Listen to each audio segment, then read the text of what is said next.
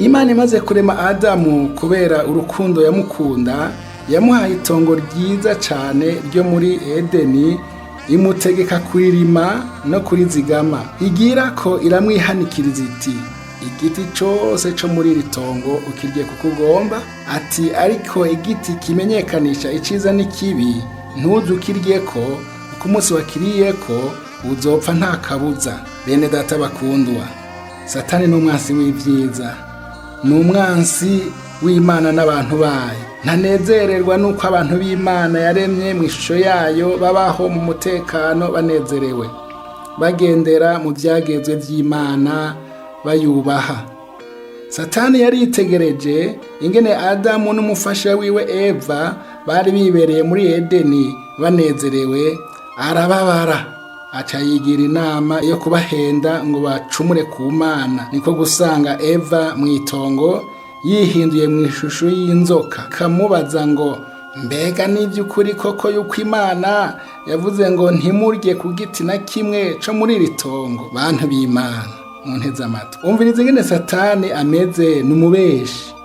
Yabajije Eva igihushane c'ivy'Imana yari yihanikirije Adamu, ikimushikiriza itongo ryo muri Edeni, iti igiti cose co muri iryo tongo ukirye kuko ugomba, iti ariko igiti kimenyekanisha iciza n'ikibi ntuze ukiryeko, kuko umunsi wakiriyeko uzopfa nta kabuza. Ariko iyo nzoka yoyo yabwiye Eva iti, haba n'intete ntimuzopfa. Eva rero niko kwemera ikiganiro c'inzoka ariyo Satani, iramuhenda, aremera, yamura icamwa co kuri ca giti kimenyekanisha iciza n'ikibi, ararya, ashira n'umugabo wiwe nawe ararya.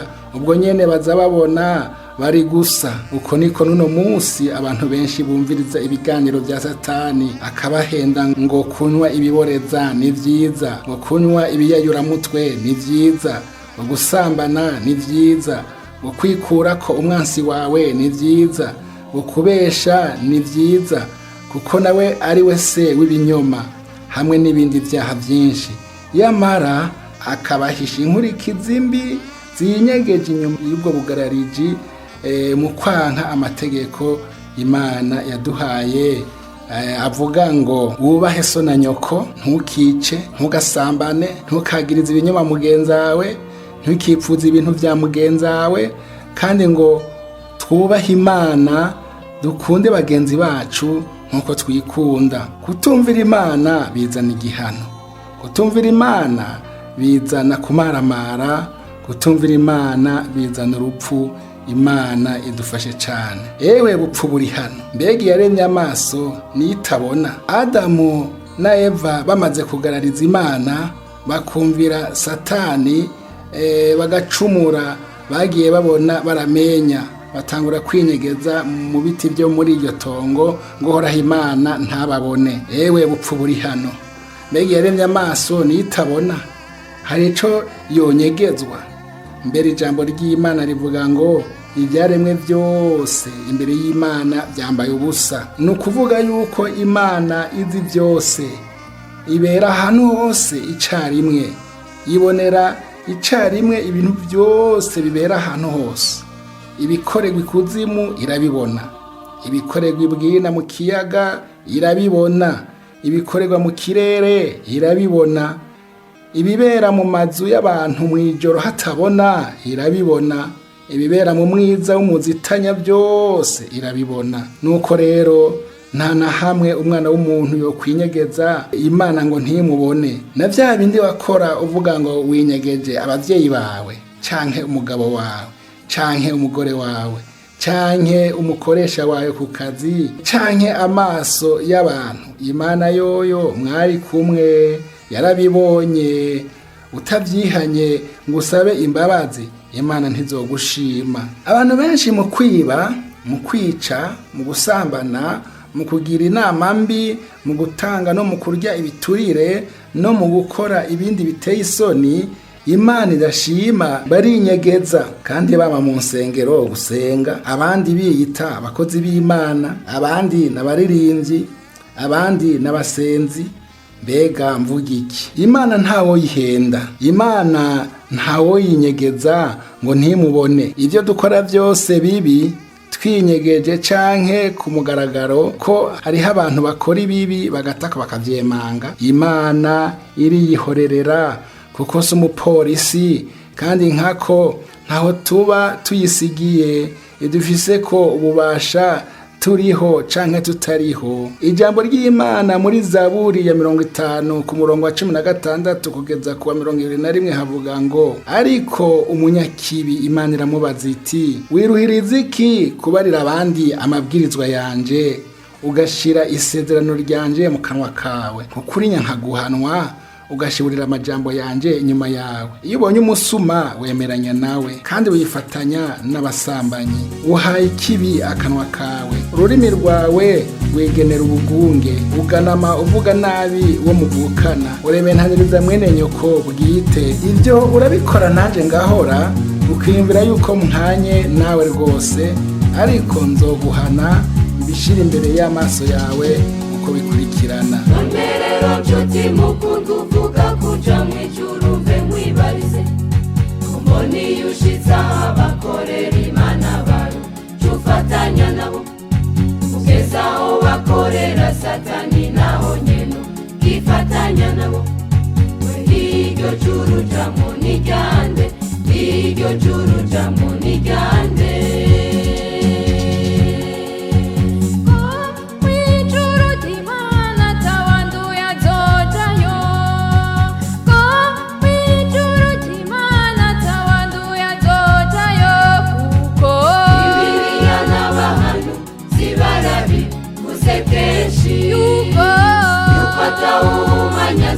Shobora kwinjira ubwo bwami.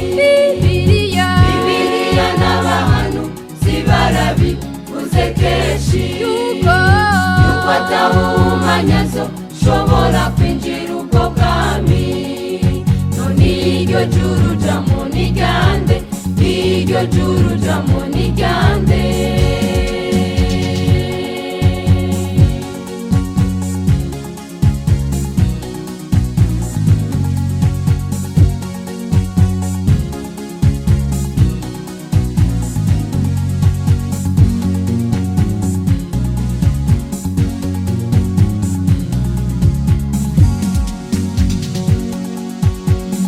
Imana itagiriye ikigongwe b'abamarayika bo mw'ijuru, bamaze gukora ivyaha ikabakororera hano muri isi.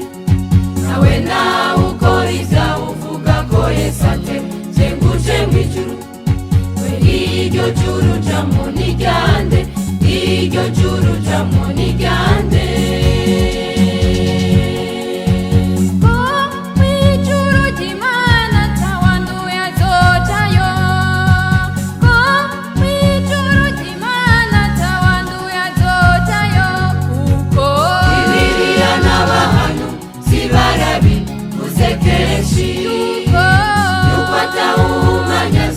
Shobora kwinjira ubwo bwami. Bibiliya n'abahanuzi barabivuze kenshi, yuko atawumanyazo shobora kwinjira ubwo bwami. None iryo juru jamwo n'iryande, iryo juru jamwo n'iryande.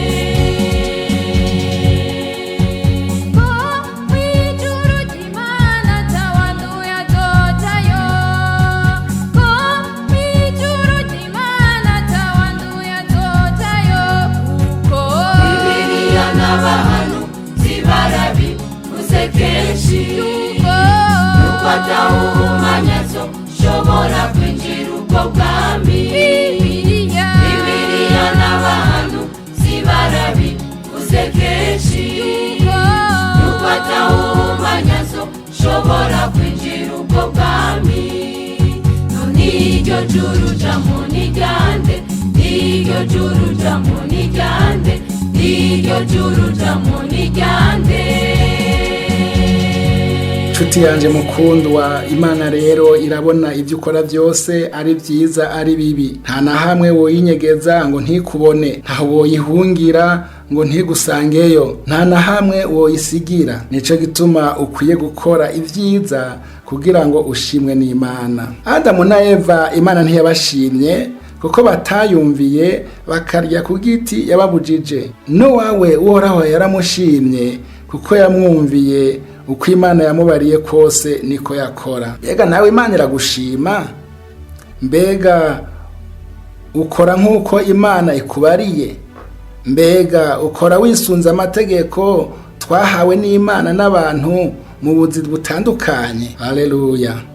Mwebwe mwajejwe kurongora abandi mu nzego zitandukanye no mu buzi butandukanye, mumenye ko ari ubuntu mwagiriwe n'Imana. Haleluya! Nuko rero mu kiringo cose Imana yabahaye kurongora, izobashima nimwarongora neza mwisunza amategeko, mukabikorana urukundo no kwicisha bugufi, mwubaha Imana.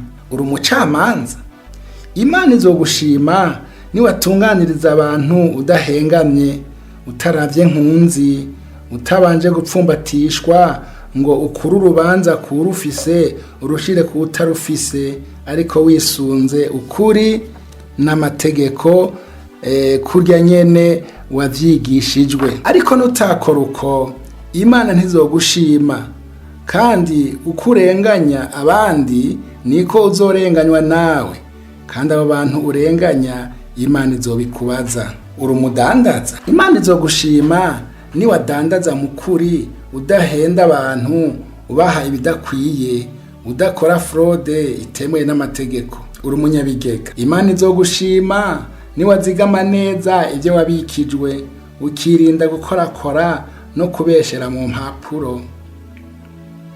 Uri umupolisi, Imana izogushima niwakora akazi kawe neza nk'uko igihugu cagutumye, utarya ibiturire, udahohotera abantu.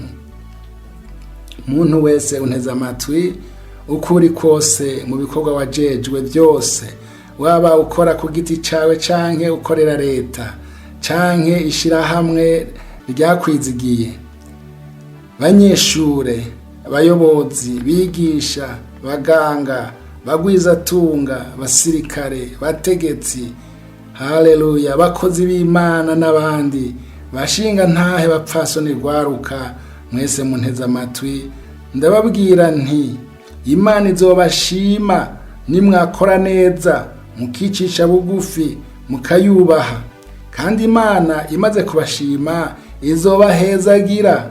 Haleluya! Ibyanyu bizoshishikara kugenda neza.